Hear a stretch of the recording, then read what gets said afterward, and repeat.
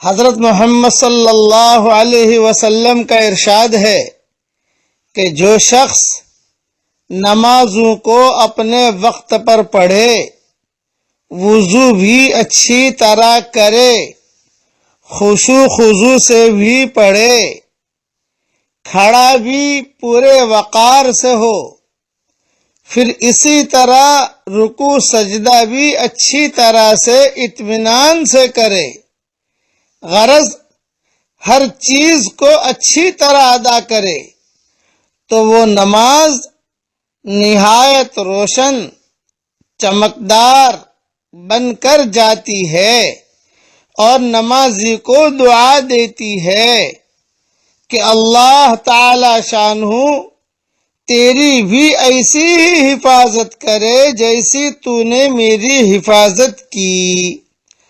اور جو شخص نماز کو بری طرح پڑھے، وقت کو بھی ٹال دے، وضو بھی اچھی طرح نہ کرے، رکوع سجدہ بھی اچھی طرح نہ کرے، تو وہ نماز بری صورت سے سیاہ رنگ میں بددعا دیتی ہوئی جاتی ہے کہ اللہ تعالیٰ تجھے بھی ایسا ہی برباد کرے جیسا تو نے مجھے ضائع کیا۔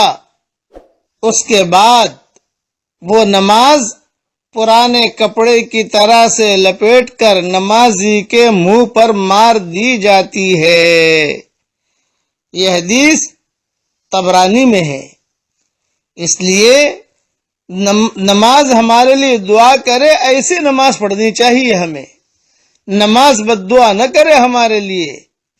خوش نصیب ہے وہ لوگ جو نماز کو اچھی طرح پڑھیں کہ اللہ کی اہم ترین عبادت ان کے لیے دعا کرتی ہے، لیکن عام طور سے جیسی نماز پڑھی جاتی ہے کو رکوع کیا تو وہیں سے سجدے میں چلے گئے، سجدے سے اٹھے تو سر اٹھانے بھی نہ پائے تھے کہ فوراً کبھی کسی ٹھونگ دوسری دفعہ مار دی۔ ایسی نماز کا جو حشر ہے وہ اس حدیث شریف میں ذکر فرما ہی دیا۔ اور پھر جب وہ بربادی کی بد دعا کرے تو اپنی بربادی کا گلہ کیوں کیا جائے؟ یہی وجہ ہے کہ آج کل مسلمان گرتے جا رہے ہیں، پریشان ہو رہے ہیں، اور ہر طرف تباہی ہی تباہی کی صدائیں گونج رہی ہے۔ کیوں کہ نماز ان کی ٹھیک نہیں ہے۔ ہمارے ہاں تہجد کا وقت ہے، میں دعا کرتا ہوں کہ اللہ تعالی ہم سب کو اچھی طریقے سے نماز پڑھنے کی توفیق عطا فرمائے۔ اب جو ہے میرے ساتھ ایک مرتبہ پڑھ لیجئے، اللہم اغفر لی وللمؤمنین والمؤمنات والمسلمین والمسلمات۔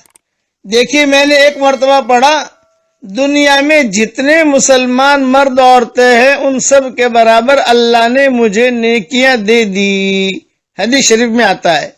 آپ بھی ایک مرتبہ پڑھیں گے تو دنیا میں جتنے مسلمان مرد عورتیں ہوں گے ان سب کے برابر اللہ آپ کو نیکیاں دے گا۔ فوراً پڑھ لیجئے، پڑھتے ہی آپ کے کھاتے میں نیکی آ جائے گی انشاءاللہ۔ اللہ تعالی ہم سب کو اچھی طریقے سے نماز پڑھنے کی توفیق عطا فرمائے، آمین آمین۔ والسلام علیکم ورحمۃ اللہ وبرکاتہ، وآخر دعوانا ان الحمد للہ رب العالمین۔